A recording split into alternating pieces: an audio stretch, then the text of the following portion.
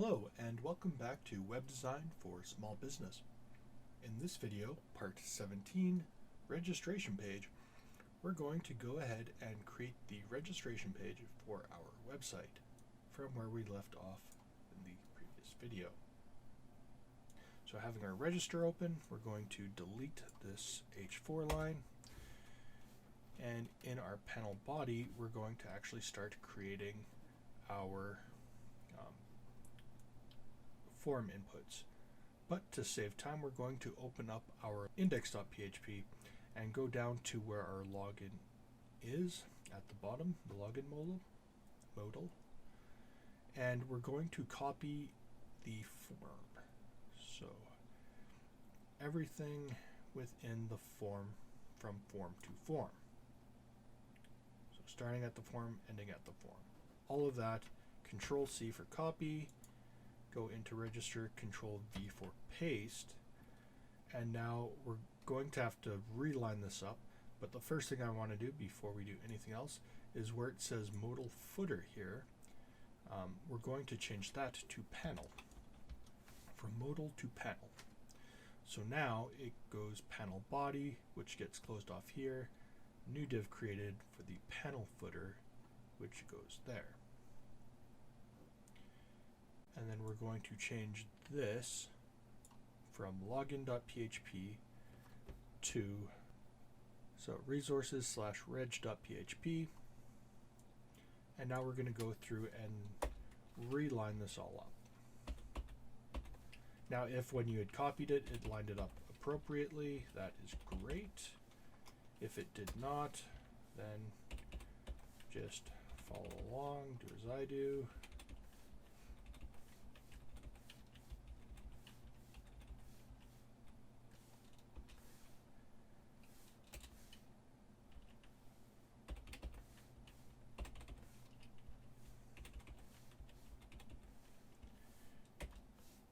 Okay, so in the end you should have something that looks like this. Save that.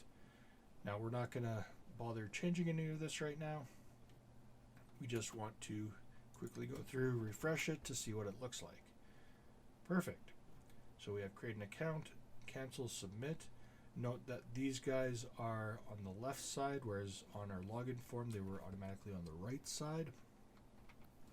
Okay, so now the only other thing we need to do is we want these buttons to align to the right hand side just like they did in our login pop-up. So in order to do that, what we need to do is set this footer to text align right. So going back into our CSS, under the modal/panel footer, text align right. Save that, go back to our page, refresh, and now it's on the right hand side. Alright, so now what we can do is we can modify this form and add more fields and basically use this as our main input to create all the different fields that we need. So first thing we're going to do is we're going to change this submit button to create, or register I should say. Yeah, register sounds better.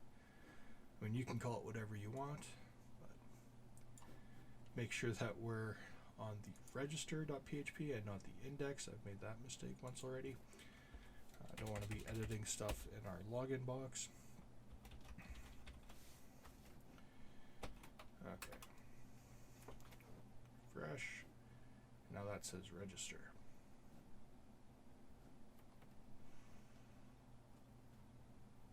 Okay, so now we're going to continue with these. So we do want a username and password field because we need them to create a username and password. So we'll leave those two there, but we're going to create a second password field.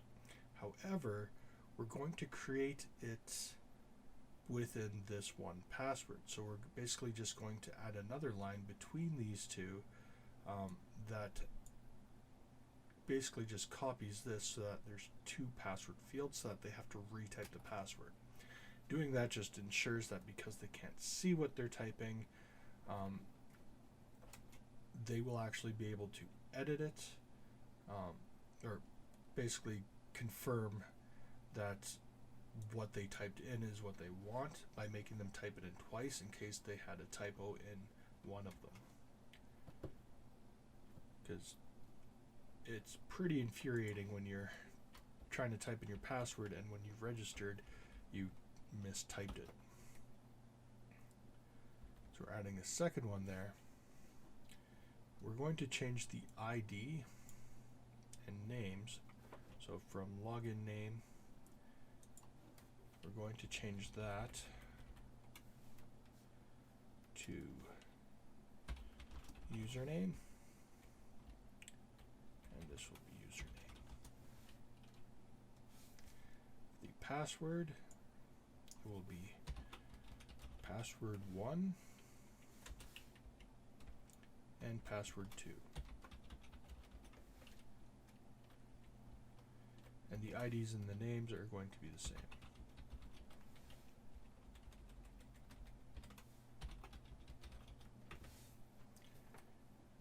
Okay, so save that. Refresh. Now you see it created 2 password fields.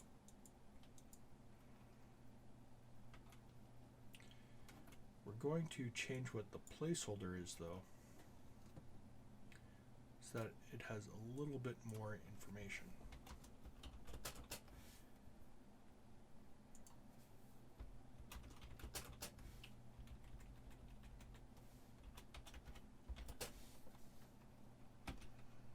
Okay, so enter a username, enter a password, retype password.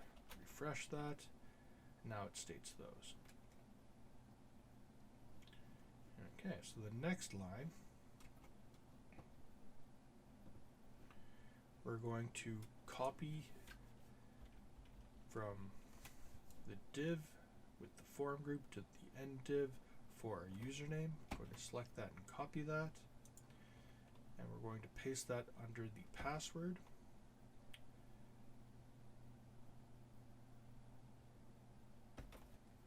And we're going to create 2 of those.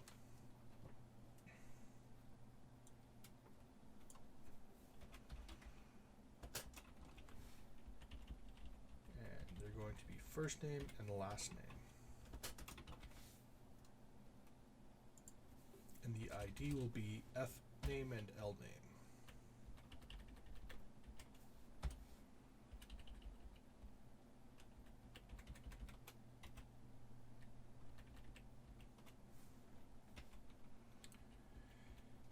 And the icon, we're going to change both of those so that they're just user without the lock.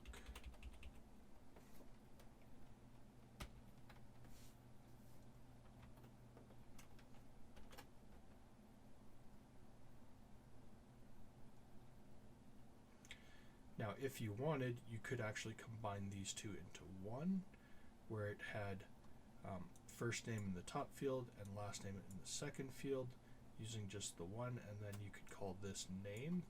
But we're going to keep these separate because we're going to come back after this and modify our layout a little bit. So, I guess enter a username. I will change those to first name,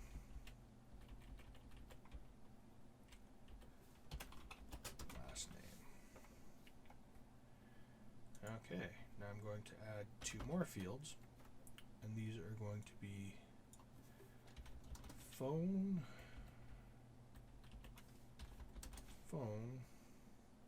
placeholder will be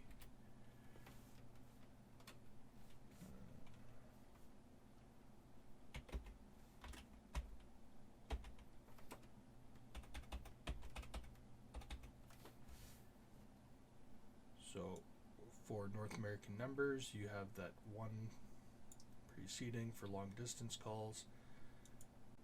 780 is the local area code, and then I just put the rest as all 5s, which if you've ever seen a movie, the 555 extension doesn't exist anywhere because that is used for fake numbers that you can freely use in things like movies and TV shows.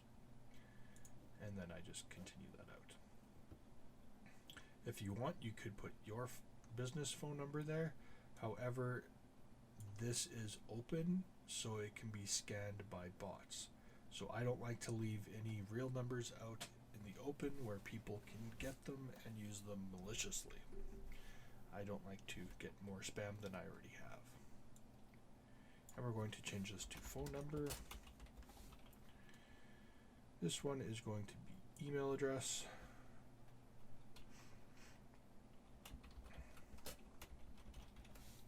Now when you type email, if you want it to be a lowercase e and a capital M, or a capital E, lowercase m, or all lowercase, go nuts. It's your site. You can do whatever you want. I usually do lowercase e, capital M, and do it camel case because it is a short form for electronic mail.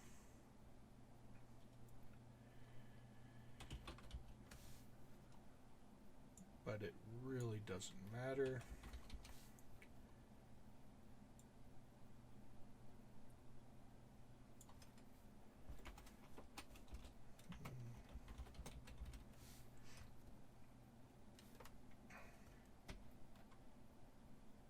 Okay. Go back, just hit refresh. Now you see we have first name, last name, phone number, email address. And these two icons still have that. We'll go back and pull up the page with Font Awesome and look for better icons for those. But we'll do that all together once we're done entering fields. So we need a few more. So we go 2, 3, 4, 5, 6. 6 more. Woohoo. Okay.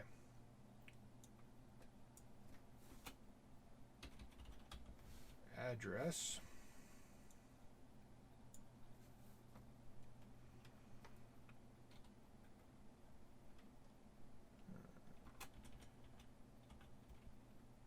Address 2. City. Province. You can also call that state, depending on the country you're in.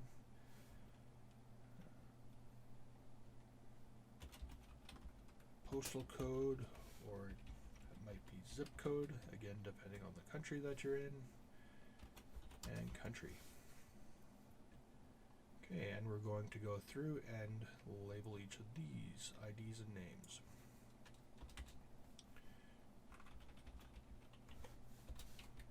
Address 1, address 1,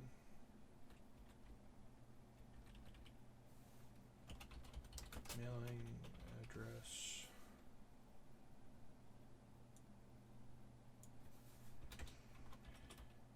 address 2,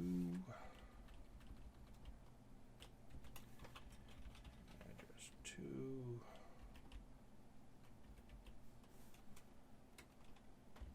PO box. Because some people need that second line of an address if you want to put a postal box for shipping purposes, or if you need an apartment buzzer number, stuff like that. So just giving them 2 lines of text that they can enter that kind of stuff in, people will usually figure it out and provide useful information. Okay, this is city. City.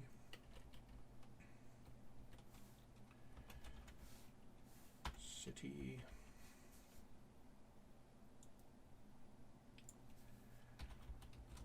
Province. Province. And I'm not going to use a placeholder because for province I'm going to actually do something different. So instead of this input field, I'm actually going to change this. So I'm going to keep the ID, name, and class. The type I'm getting rid of, and the input I'm getting rid of. and I'm going to call this a select. We're going to go through how to set up a select box. So the first one is select, and select, unlike an input, has an end tag. Then within the select box, actually I'm going to share the space, but you're looking for an opt group, which also has an end tag, and then opt group has a label attribute, and that label I'm going to type in province, and I'll show you what that does after. So now we're going to type in options, and option, each one using the option tag, has an end,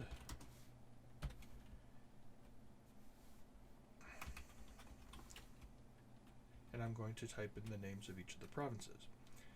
Now, there are two things. Options have a value attribute. So there's the value attribute and whatever you type in between the option tags. So between the start tag and end tag, whatever you type in there is what's going to be displayed in the drop-down menu. The value is what's actually going to be sent as the value for the key. The key would be province, which is what the name is, so province, and then the actual value would not be this, that's what we see, but the value is actually that. So I can just type in a short code like AB.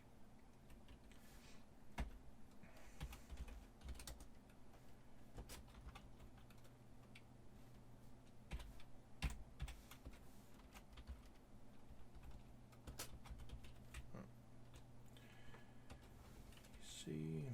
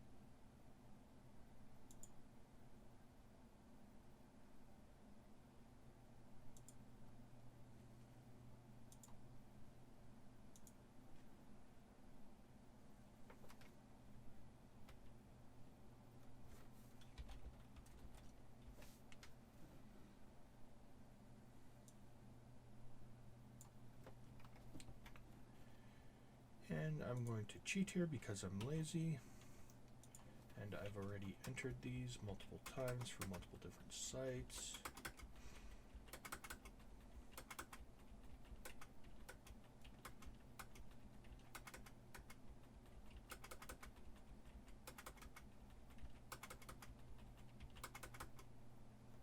Okay, and saving that. Postal code. PC.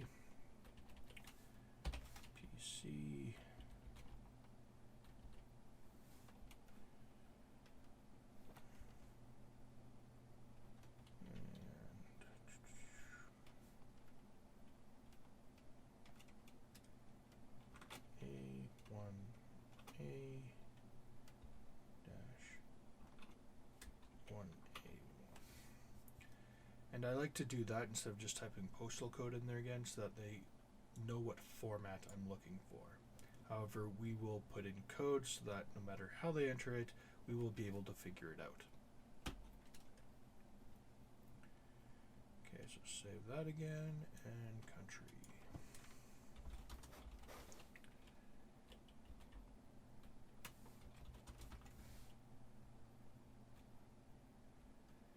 Now with country, because we already know that the country should be Canada, because this is a local restaurant and most of our clients will be from Canada, we can actually add another attribute, which is the value attribute. And anything we type in here is actually going to be pre-filled out in the form. So I'm going to save this and go back to our site, refresh that. Now you see I have the mailing address, PO box, city. The province, Alberta, is selected by default because it was the top one on the list. But you notice if I click on this, I now get a drop down. Note how it says province up at the top. That is what the label in the opt group does. If you had multiple opt groups, it would actually divide this into different sections so that you could say, for example, provinces and territories. Another way you could do it would be if you had multiple countries, you could have them listed by countries. However, if you're doing it with multiple countries, there's easier ways to do it. Same with the cities. And then you can see here Canada is pre-filled out, but we can change that to whatever we want. But the default is the value that we added there. Now another thing is if you don't want it to start with the first one on the list, you can add another attribute. So anywhere in this list, so for example, if I wanted let's say Nova Scotia, for example, to be my default, you can add in the selected tag, or sorry, the selected attribute. And if I refresh, note that Nova Scotia is now the default one every time. And again, I can change that to whatever I want, but when I refresh the page, it will always show Nova Scotia as the default one that I can then change to. But because Alberta is the province that is most likely going to be used, because that is the province where the restaurant is located, we are going to use that one. I could put selected there, but because it's the first thing in the list, if you don't have selected listed anywhere, it will default to that. Now, if you're not using HTML5 for whatever reason, I don't know why, but the deprecated version would be selected is equal to selected. But HTML5 did away with requiring this because that is really redundant information and not necessary. So just having selected is enough now, which is good. Okay, so we're going to save that again. Now there is another way you can do it, and you can do it for things like cities and stuff, where instead of having a specific drop-down, it basically combines a drop-down menu with a text input, so you can type, and then as you type it will actually show you different options that you can then click on to autofill. That's a little bit more advanced, so we won't do it now, but we might come back to it later. For now, we just want to get our basic form going.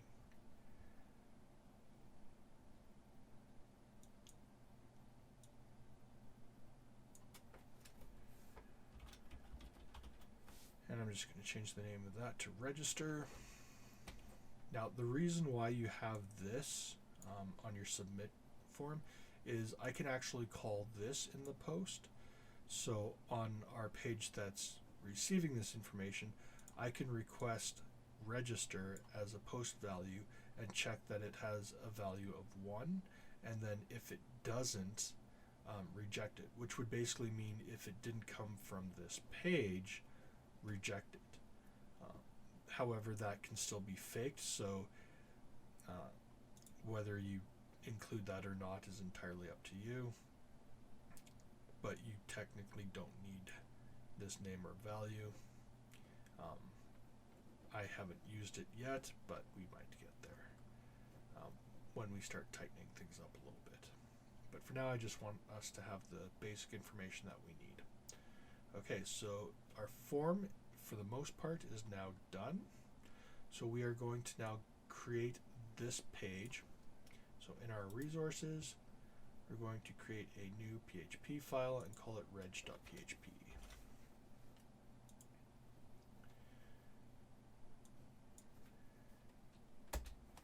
We create our PHP tag,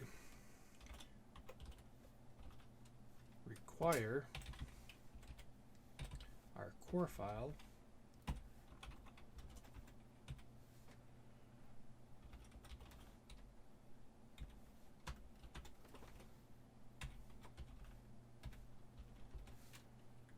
okay.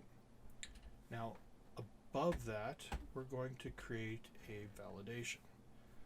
So we're going to create a validate variable, which is equal to filter input post, quotes, register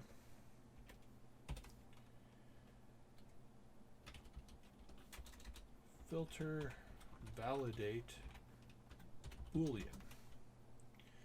So what this will do is it will check to see if we have any post information or any post keys called register, and check if it has a Boolean value of true. So it would either have to equal to true or 1, and that would pass. Otherwise it will fail. So then what we want to type is if validate does not exist, then we want to do a header redirect and exit the script. So our header, double quotes, location, colon, https, colon, double slash, highway45.ca, trailing slash.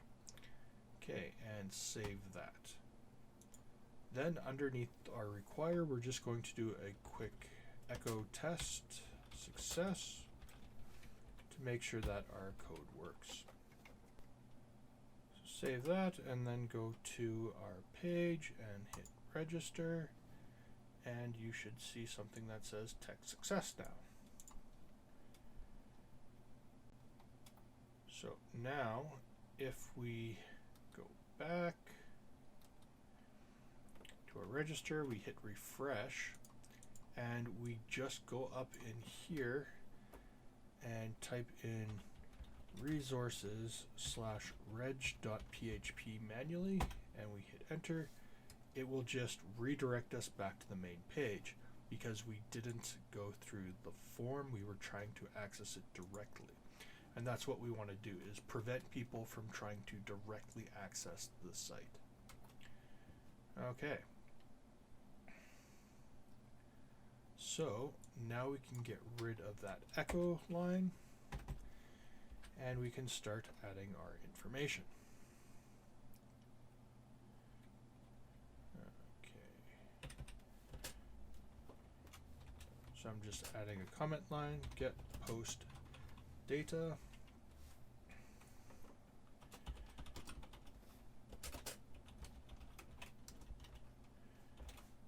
Filter input post, username, filter callback, options equal to data secure. Copy this and paste it a couple times. I'm going to go password 1,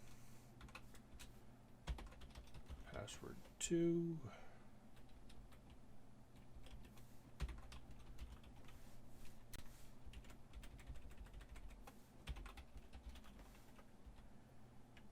save that, go to register, remind myself of all the other fields. So we have first name, last name, phone number, email.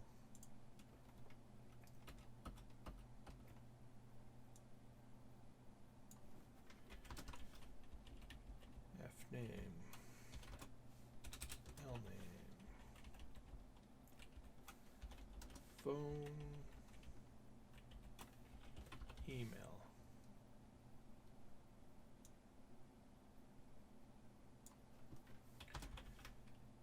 F name, L name, phone, email. Save that.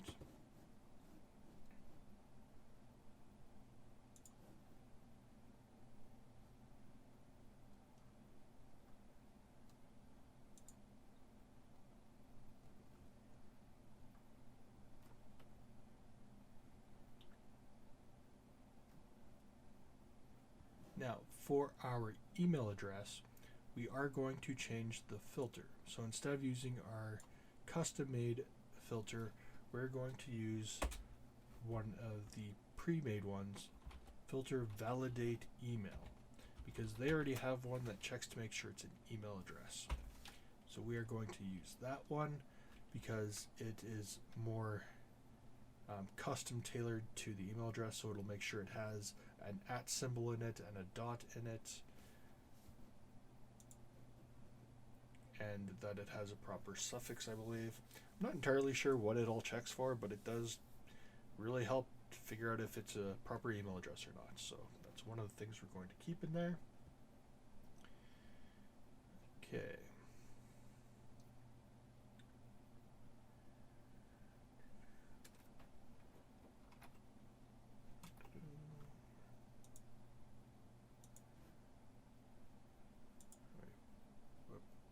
Register.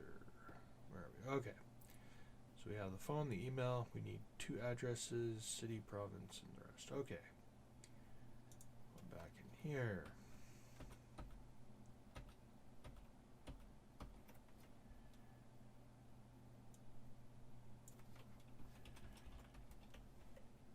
Address 1.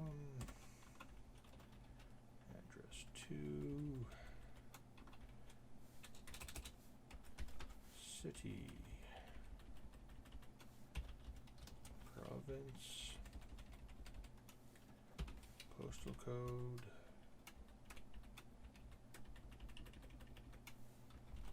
country.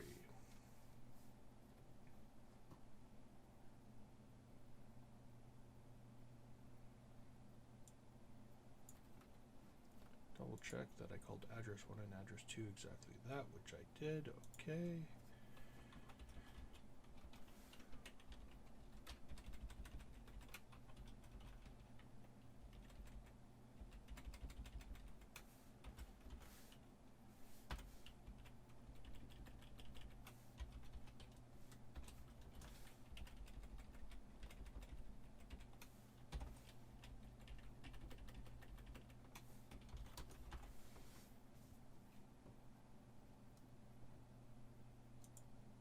Okay, so now we've checked to make sure that all these are valid. If not, it will basically blank it out. So now what we need to do is do something with these. We can actually take these and kind of further modify them, filter them, change things with them. But for our purposes today, we're going to just check to make sure that the password 1 and password 2 are the same. So if password 1 is not equal to password 2, and notice I use the not symbol and then 2 equals. I could use just 1 equal like that, but 2 means it has to be the exact same. So if those 2 are not the exact same, then spit out an error message.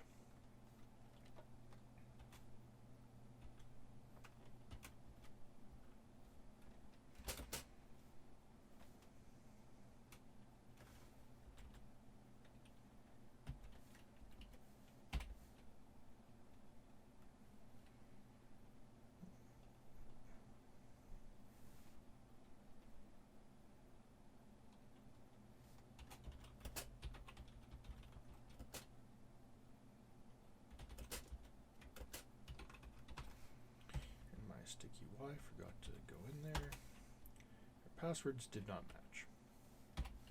Semicolon. Now, the reason why I put this dot in front of the equal sign, so again, the single equal means assign this value to this. The dot means assign this value to the end of this. So if you already have something in this eMessage variable, instead of overriding it by assigning a new statement to it, so instead of this overriding anything that's in this, it will add it to the end of it. So when we're doing messages, we're always adding to the end. That way, if there was something there previously, we're not overwriting that. However, we will get an error message if we're trying to add something to this and this doesn't already exist. So what we want to do is we want to create something for that. So we just create a new line up here. eMessage is equal to cMessage, which is equal to nothing. So this is assigned the value of this, which is assigned the value of this. Right? So when you have multiple things that are equal to each other, it's just a short form of saying, if I want a bunch of things to say that they're equal to whatever this is at the end, I can just make them equal to each other. So, yeah. Basically just making both of those variables blank. And then we can add to them because now the variable exists, but it has no value, so we're adding this value, and it would just put it at the front if there's nothing else there. All right, so save that for now. Okay, so now we have all this information in there, and we need to add it to our database. So this has already done us the favor of connecting to our database, sorry, the core file. Okay, so the next thing we want to do is have it check the database for any existing users. So I'm just going to create a comment, check database for user.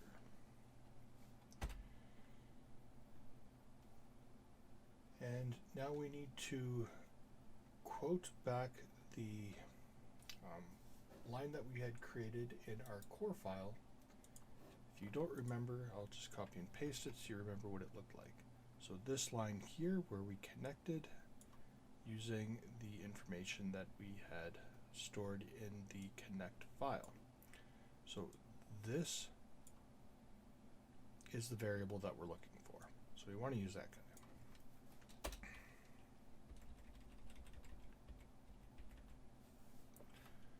So we're going to create a variable check u MySQL underscore query parentheses exclamation point or parentheses semicolon. Okay, so now that variable highway 45 dB comma in double quotes, and it is important that this is in double quotes,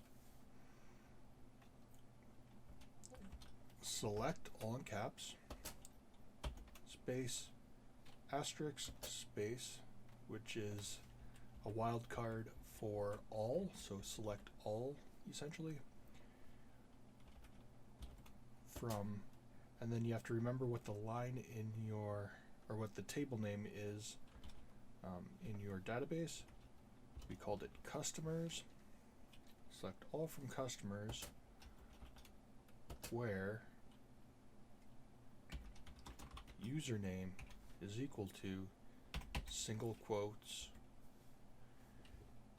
and then in here we want this to be equal to whatever our username is. So in order to do that, we need to get out of this. So we need to do another set of double quotes within those single quotes, and then 2 dots. And then within those 2 dots, $username. So basically, we're saying that our string in this case is using the double quotes, not the single quotes. So this is the string, then dot this variable dot this string. So in the end, basically this part here would be converted to our username that would then exist within the single quotes within this SQL syntax. Okay?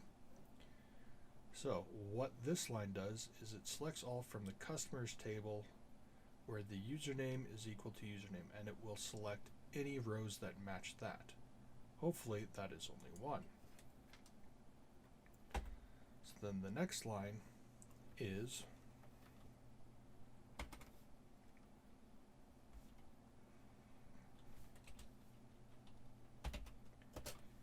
if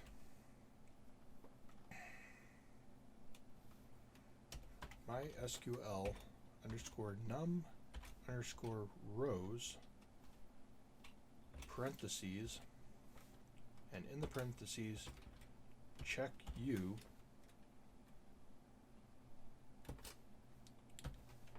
is greater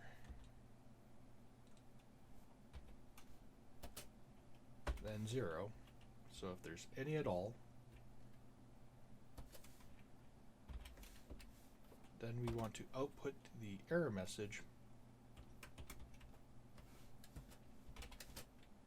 dot equal to, because we want to add it to any pre-existing error messages. That username is already in use.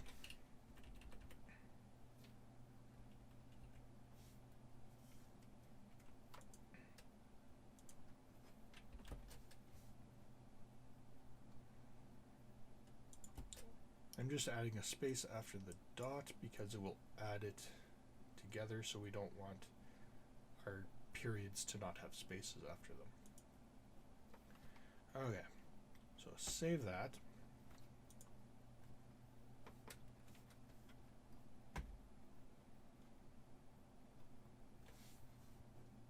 Okay, so now we checked to see if the two passwords were the same, and we checked to see if the username is already in use.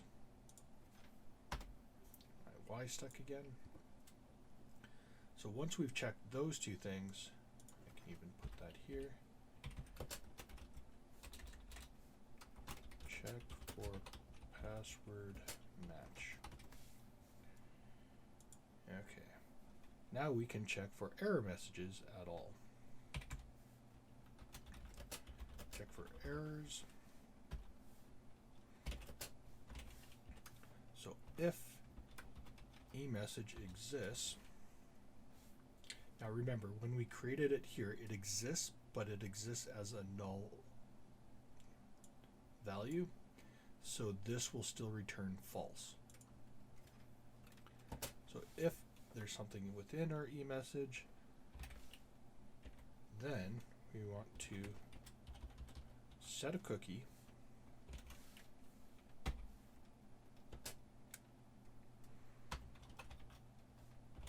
set a header and exit. Okay, so our cookie will be eMessage. Our value will be eMessage. And our time will be an hour.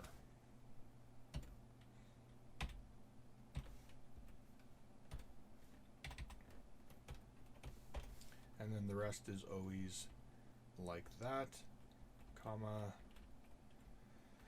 slash, comma, blank, comma, 1, comma, 0. So, just like that. The header in double quotes, location, colon, HTTPS, colon, double slash. And in this case, we want to send them back to the registration page again. So highway45.ca/register/. Now whether or not you have that trailing slash at the end doesn't really matter. I like to keep it there.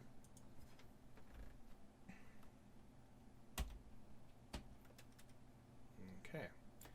Now, so we've gotten all the user data. We've checked to make sure that the user data that we needed, so the username is unique. We've checked that the passwords match. Now we can, and then we check to see if there was any error messages generated from those matches. If not, then we can go on. Now, one other thing we want to do is we just kind of want to make sure that all of these are valid. So in order to do that, we need to create a bunch more. So we'll actually enter that check for missing values.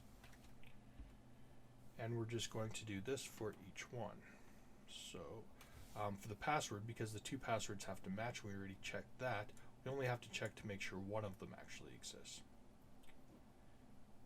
And same with the username. We still want to check that.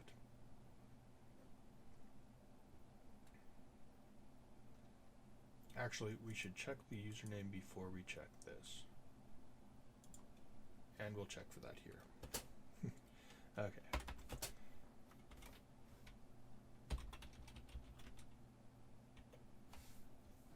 Okay, so what this does, the double ampersands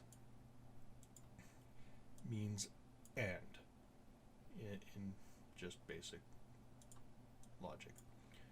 So password 1 is not equal to password 2, and password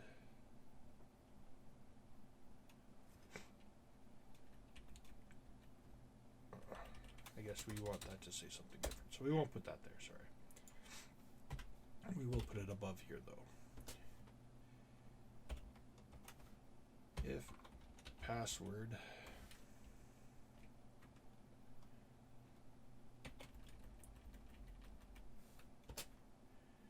if password doesn't exist, then we are going to create the error message.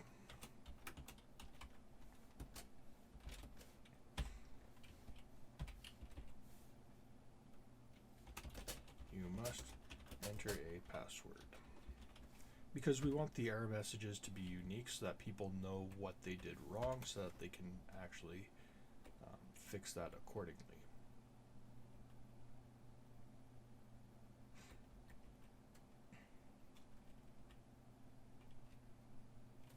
Okay, and then we're going to do else that. So if there is no password, then we can skip checking if they match, because we already have an error message there. Except that is password 1, not just password. And then I'm going to do the vertical bar, which is the key. If you hold shift and do a backslash, it should also just be above the enter key. And 2 of those is what you enter for the OR statement. So if no password 1 or no password 2. So if either one of these are blank, then pump out the message, you must enter a password. If both of those exist, so neither one of them are blank, then it'll check to see if they're the same, and if they're not the same, then it'll pump out that error message. But it'll only check to make sure these two are the same if they both exist in the first place. So we'll do the same for the username. If no username exists, give an error message.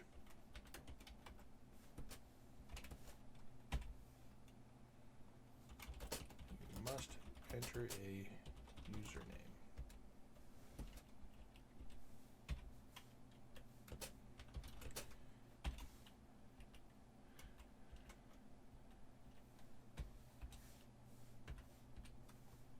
And if they did enter a username, then check to make sure that it's not already in use.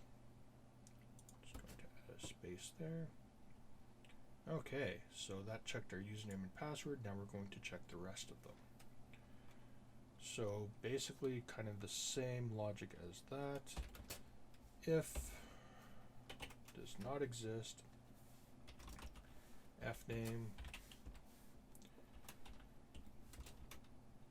error message is equal to, you must enter a first name.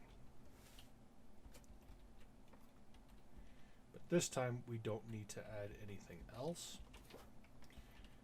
And we're just going to copy that and paste that for each of our values. And then adjust them.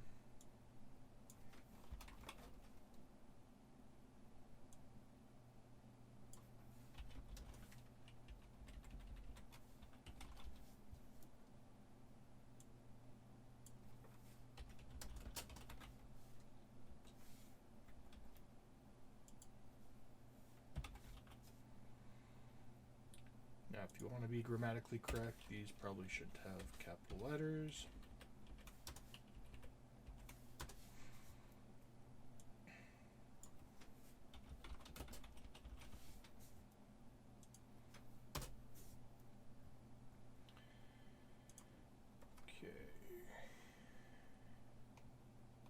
Now, the second address should be optional, so we're not going to check to see if that exists because it can be blank.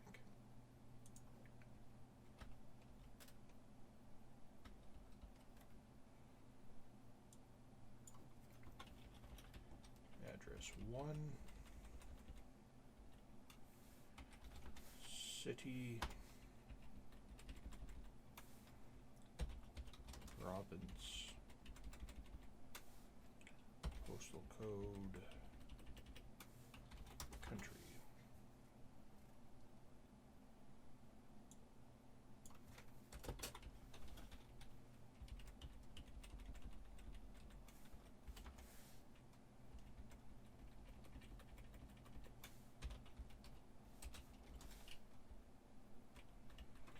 And because we select these from a drop-down list, I'm going to reword it so that instead of enter, you must select a province.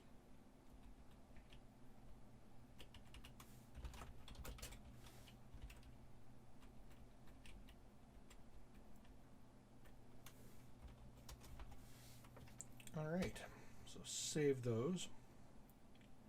And now it will check for any error messages still and kick us out if we have any.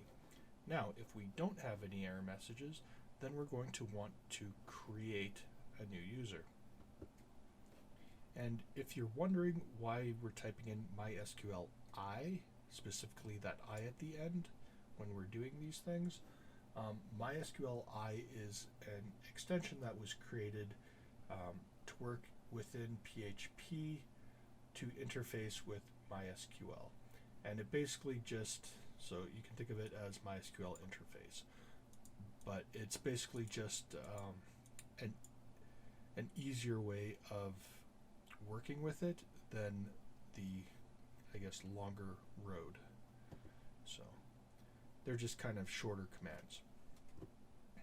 Not necessarily all the time, but there are a few different ways you can do it, and all of them work. This is just the one that I'm using and showing you guys. So, but there are other methods. Just in case anybody thought that the I was a typo or something like that. It is intentional. Okay, so back to here.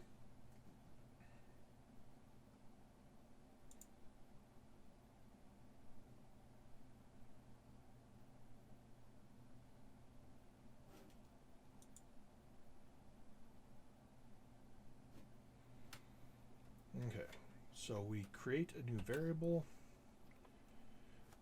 We're going to call it add u, because we're adding a user, which is equal to double quotes and a semicolon. And this is going to say insert into customers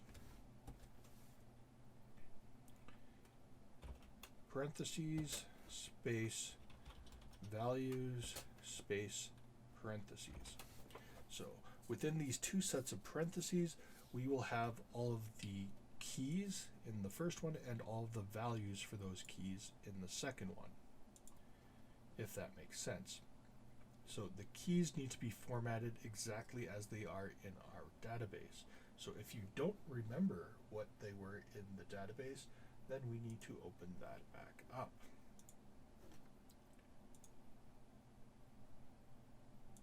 So in the control panel, we go into PHP MyAdmin.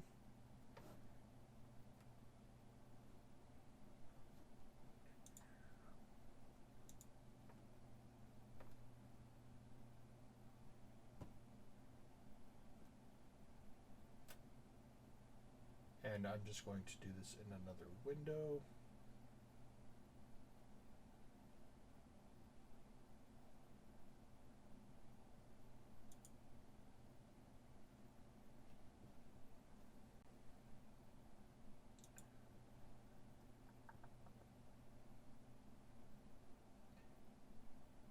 Okay. So here is our customer database. So we have customers, menu orders, where we need customers. So first I need to go back here and make sure I actually put customers and not just customer singular, which I did. Okay, so these are the things that we need. Now note that I didn't actually have a username or password in this field. So we're going to need to go in and add those. So in the structure,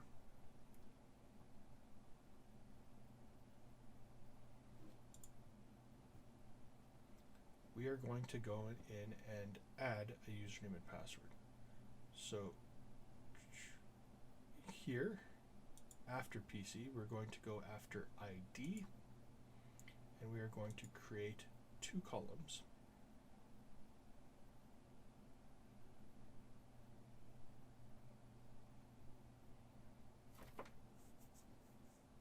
Three columns.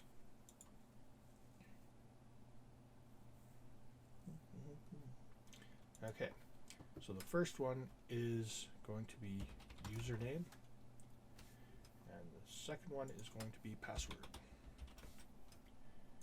And these are both going to be tiny text.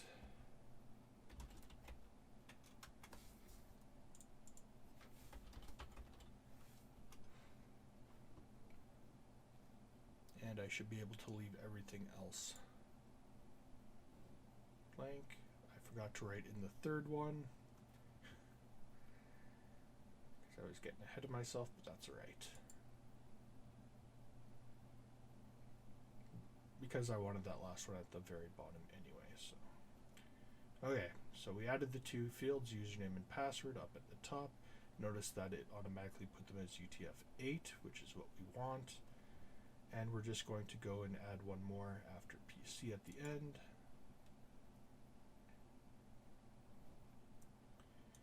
And this one we're going to call reg IP.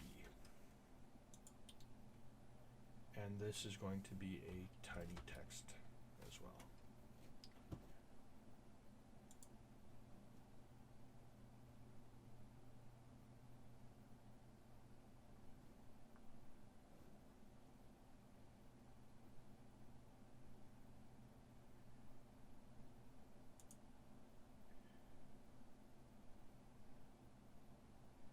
And simply put, what this field is going to be is we're going to record the IP address. So basically the number assigned to the computer that the customer is using to create their registration form or their user account.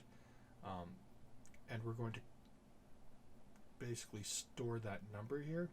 Now the reason why we're doing that is to fight spam. So basically if we have multiple accounts showing up under the same IP address, either they're the same members of a family, or if you notice that you're starting to get malicious email and stuff like that, you can use that to try and identify the culprit and block their account essentially. just having a way of recording that data is helpful for future security issues you may have. All right. So insert into customers. We want username, password. Now note that this isn't password 1 or password 2, it's password because these names here have to match up with each of these fields. Fname, lname,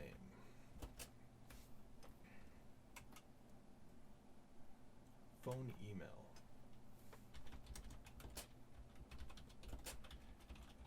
address 1, address 2, city, province,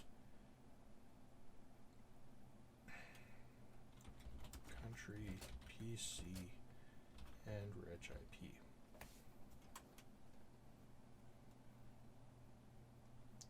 Now, if you wanted to get even more technical, you could add a date and time stamp to that to indicate when they created their account, if that's something you want to track. So let's do that just for the fun of it. It's not something we actually need to add in this code because we can make SQL automatically do that for us.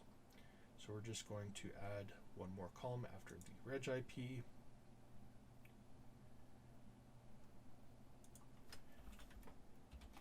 And just call that registered. And this will be a timestamp. And default is current timestamp.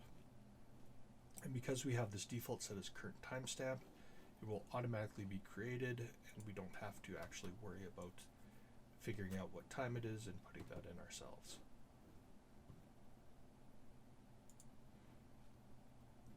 Anything that we don't have in here, we'll just use the default value as set in our MySQL. Okay, so now, because this is going to be one extremely long line once we start adding our values, we're actually going to break this apart.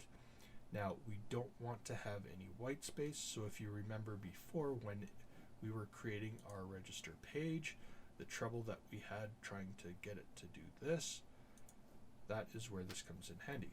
So we need a pair of double quotes and a pair of dots, and then we're just going to hit enter in between those two dots.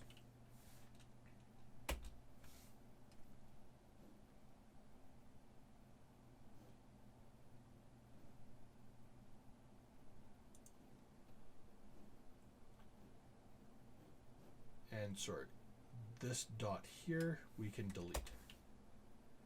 That's why we're getting that little red thing, because we don't have anything between the two dots, and you don't want to have two dots side by side like that, because we're pairing this with this, nothing in between.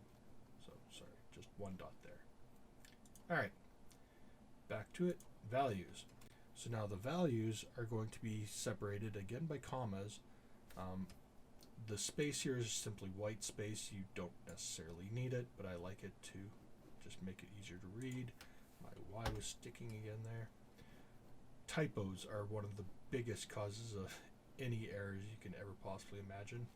So I use a ergonomic keyboard, and just the angle of the Y key, because it's lifted, causes it to not always press properly. All right, so the values need to be within single quotes. But because we're putting in PHP values, we also need to break outside. So we need to use single quotes with double quotes inside them, with two dots inside of those. And then we can use our PHP variables. So username, then another one. And this one is going to be password 1, because password 1 and password 2 are the exact same, neither one is blank, so we can use either one. So we're just going to use the first one. You could use the second one if you wanted, it doesn't matter because they're both identical. After that, we are going to use the first name.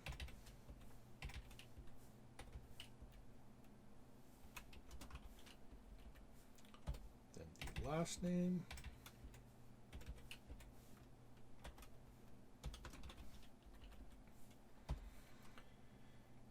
And then the phone number.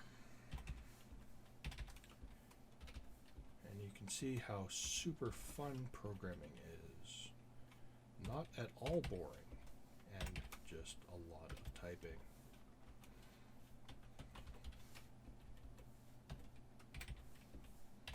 And you can see why we have to drink so much coffee.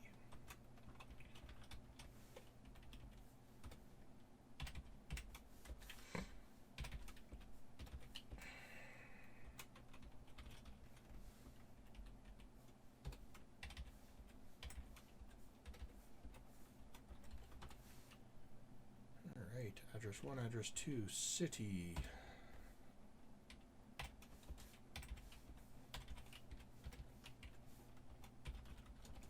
Province.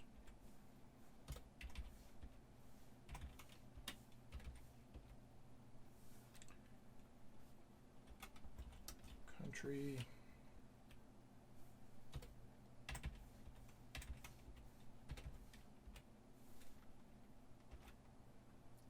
PC, and lastly, reg IP. Now, I'm putting the variable reg IP there, but I didn't actually create that yet. So what we're going to do, first we're going to save this, just in case it crashes or something, and we're in a load of trouble. And we're going to go back up under country here, and we're going to create this reg IP variable.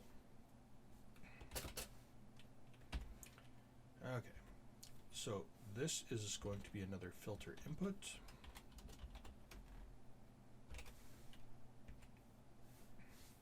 To be an input server, comma, and in this all caps, remote underscore ADDR for remote address. Remote ADDR, comma, and this is going to be filter validate IP, which will validate an IP address. The remote address under the server superglobal will actually pull the end user's IP address. So we figure out what their IP address is, and we store that. Now, that might not actually be their IP address. If they're using any proxy servers, we'll probably pull the IP address from the proxy server, but blocking a proxy server is just as easy as blocking a whole bunch of hackers at the same time, so we're fine with that. Besides, when you're dealing with dynamic IP addresses where they can change all the time anyway, it's not the best way to protect yourself, but when you're scrubbing through your logs to try to find things, if it ever gets to that, that is very useful information to have. Okay, so now our reg IP is their IP address. We put that in there. Good to go. So now we have this. It doesn't actually do anything. We're just creating a statement, but we're not actually executing it. Notice it goes a little bit past our line, but that's fine. Okay, so now what we need to do is create the SQL query, but when we create that query, it will actually execute it. So what we want to do is create a if statement for it. So if MySQLi underscore query is equal to false, do something. Okay. So now within our SQL query, we need our two variables again, just like with the select. So the first one is our connection. So what are we connecting to? 45 database. And then the second one, we can either type out our statement, or because we pre-typed it out in this variable, we're using that variable. So highway 45, comma, add u. I put this in the wrong spot, sorry. That goes here. Okay, so MySQL query goes to equals to false. So what that means is when we type this in and we query it, it's actually going to do this function. So when we're saying insert it, it's going to actually insert it. So this, as soon as we do the query, it's actually done. So what we then want to do is, if this is false, so if we tried to do this and it failed, then we want an error message. Otherwise, if it went through and it was true, then we'll do a confirmation message after. So first, you can really do it either way, but I like doing false first. So then we need an e-message of error creating account. And I do a colon and a space, then a dot after our single quote, and then MySQLi underscore error with close parentheses and a semicolon. And what this will do is actually give us the error message. So when there was an error creating the account, it will then actually spit out an error message for us saying what went wrong with it. This is useful for when you initially set up accounts, so that if there's any issues trying to create them, you can work out any bugs before a lot of people are actually starting to use it. Essentially, once it's set up properly, you should never ever get this error message, so you don't have to worry about it creating security holes for you. At any rate, else cmessage dot equals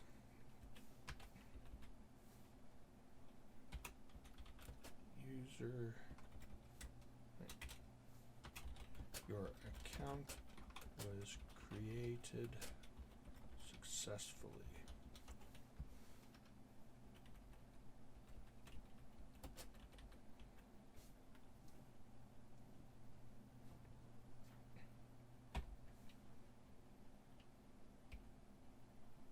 Okay, so now it adds it, and then it gives us either an error message if it couldn't add it, or a confirmation message if it does. Now what we want to do is we want to store either of those messages, or if there was any previous message, into a cookie and then kick us out, just like we did here. So we can literally do this line again,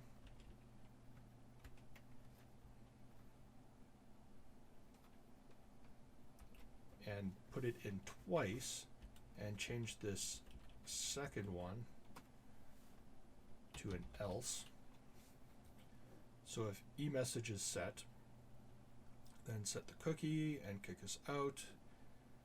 Otherwise, change the C to an E, set cookie CMessage, our CMessage, and header, but we don't want register.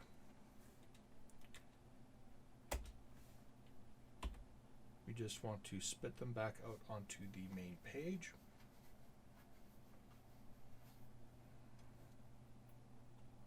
Or typically if you have like a profile page that has their account information, so we'll actually do that. Account and then exit. And that's it. So it goes the full gambit, and that's everything that we need to do to communicate. So we're going to save that, and now we're just going to go and create this account page that we have there. So resources, new PHP file, account.php, Finish. And I still have my admin open, so I will copy this and paste that in. Change that from administration to my account. I'll keep that all blank. Save that, close that, go back to Highway 45, and in here we need to add one under register. So I'm just going to copy and paste register and change register to account.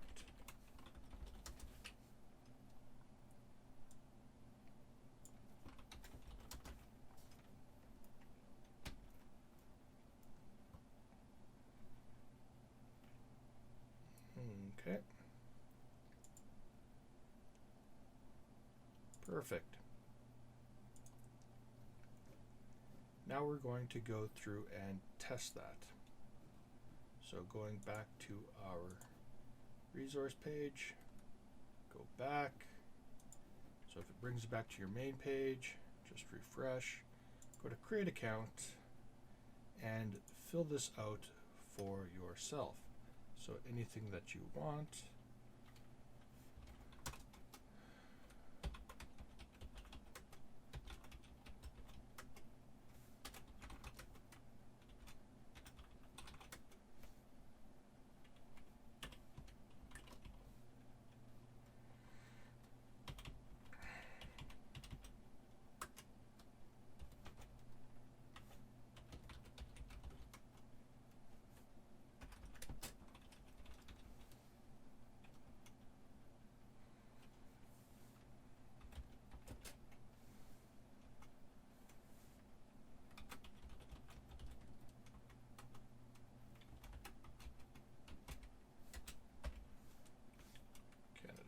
And hit register. Now you will know that it worked because it sent you to the My Account page. If it had sent you back to the register page, you would know that it had failed. Right now, that's the only indication you're going to get. You might also get this pop-up from your browser asking if you would like to store that password. All right, and it sent us to our account, so that way we know it works. And if we want to verify that, we can just go back into our database and hit the browse button, and there we have it. All the information we entered is now listed right there. However, there's a few things wrong with this. First, we have all this information clearly visible, and we want to start encrypting this data now using the encryption algorithms that we had created before. So we're going to go back and do that. We also need to do one more thing, and we need to create one more field. So we're going to go into structure,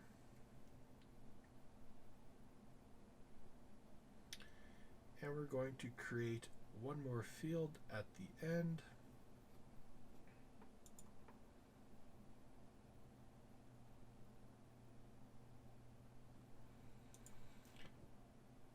And this one is simply going to be called staff. You can call it whatever you want. This is basically the variable we're going to search for to see if they have administrative privileges on the site so that they can access the back end. And it will be a tiny int, or well, you can just set it to Boolean. That will do everything we need it to do.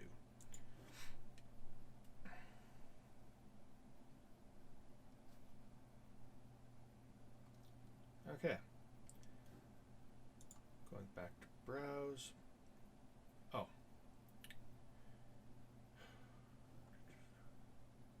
Sorry, go back to structure. Notice that it set that for 0, and that's what we want, but we will be more specific, and we're going to change that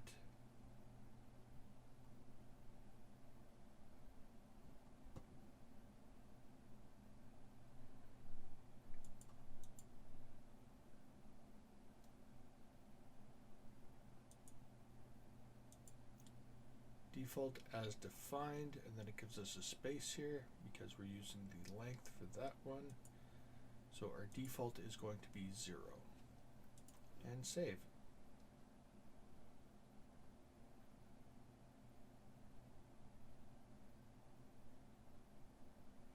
So our default is 0. So by default, no one will have administrative access to our backend. Okay. Now we go back into NetBeans. And we're going to go through these all these checks here, and after that,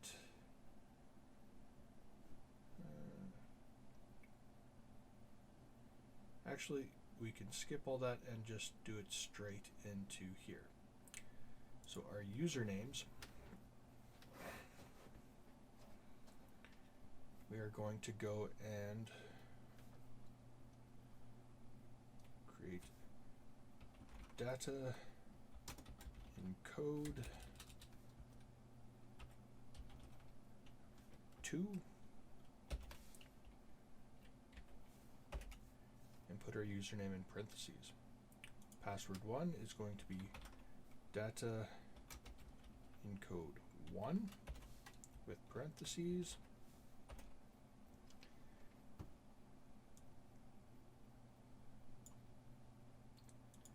First name and last name, data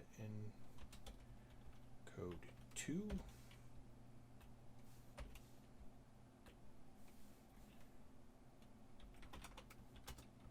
Data encode 2. I misspelled encode. You have to be very careful for that.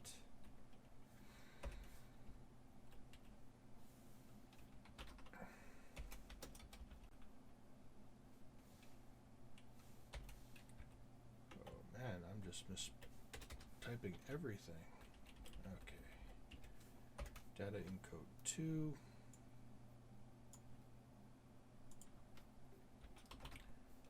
Data encode 2.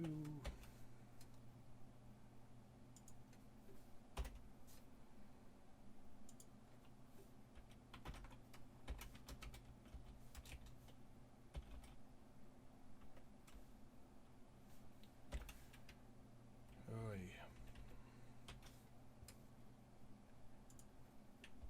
Need more caffeine.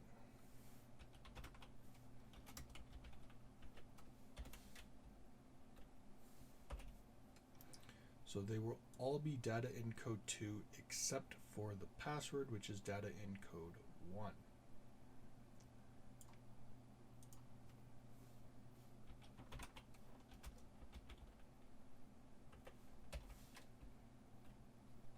Okay, now here is an exception. I am not going to encode the province, country, postal code, or reg IP. Those I'm just going to leave blank because typically they're going to be the same for most of your clients. If you have a very localized business, like in this case, this restaurant, so where every single client, or at least 99% of the clients, are going to be from the country of Canada and the province of Alberta, and most of them will share the same postal code if they're within the same city or the same few. So because these three can be easily guessed as to what they are, knowing what they are encrypted and knowing what they are unencrypted is how hackers can break apart your encryption, and once they do that, they can get all the rest of the information. So because these ones are too easy to crack, we're not going to encode them at all because it's not worth it. It endangers the rest.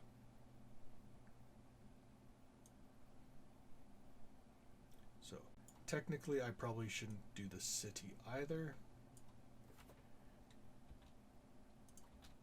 So I will actually not do the city either. Yeah. So there we go. So I'm going to save that and go back to my page and I'm going to create another account.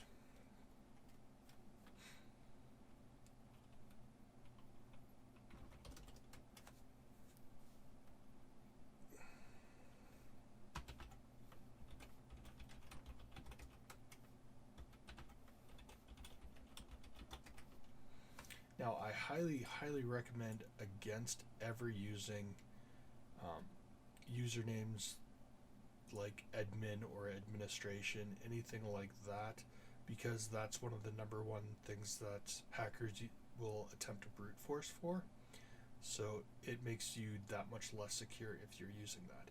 So come up with whatever username you would typically use for any other website and use that, even if you are the administrator, because simply having the name admin isn't what we check for. We check for that box that we just created. So any account can have that box. You can have multiple admins.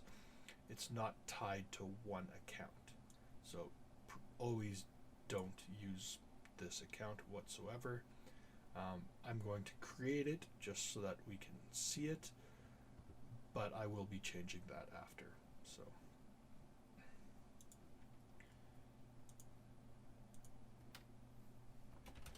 I'm just doing this so that we can see what it looks like as a test.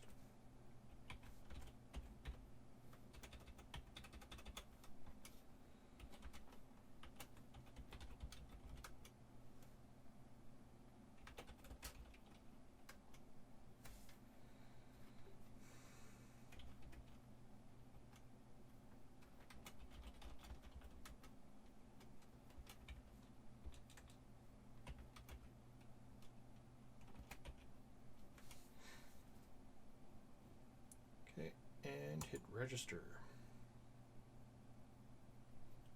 And again, it went through. And again, if we hit browse, if you were already on browse, you can just hit browse again and that will refresh it. And this time you notice now all of that data is garbled text. Okay, except the city, province, country, postal code, the IP address is the same, and it gives us a timestamp of the date and time when this was created. And the staff is set to 0. So one thing we can do is, if this is our account, we can change this to 1. And actually in this, you can double click on that really quickly, and it will actually give you an editable field. It's one of the nice things about PHP-MyAdmin. You can change that to 1 and hit enter on your keyboard. And that one row affected actually changed that value to 1 in the system. So now this second account that we created now has administrative control, which doesn't actually do anything because we haven't set up admin privileges. The other thing I want you to understand is how the IDs work. A lot of the time when hackers will try to hack, they'll try to figure out what your ID system is, and they'll look for ID number 1. So one of the things you don't want to do is have your actual administrative account as ID number 1, which is why I created a couple dummy ones first. But you can create a couple accounts, delete them, test it out, and that ID will just keep incrementing up. So it doesn't matter. I don't even remember what I put in there. I think I went with admin. I don't know what I put. Doesn't matter. Okay. So that works, and that's where we're going to leave off for now. In the next video, we're going to go through and we're going to, now that we have our register page, we're going to do 2 things. Number 1, we're going to create the profile page, so that way once we're registered, it will go to that profile page and show us all the information. We will also fix our login page and create a logout page. So in the next video, we will be able to log in and out of our newly created account and view our information on an account page. Daddy, Ray, come up, it's bedtime. Okay, buddy.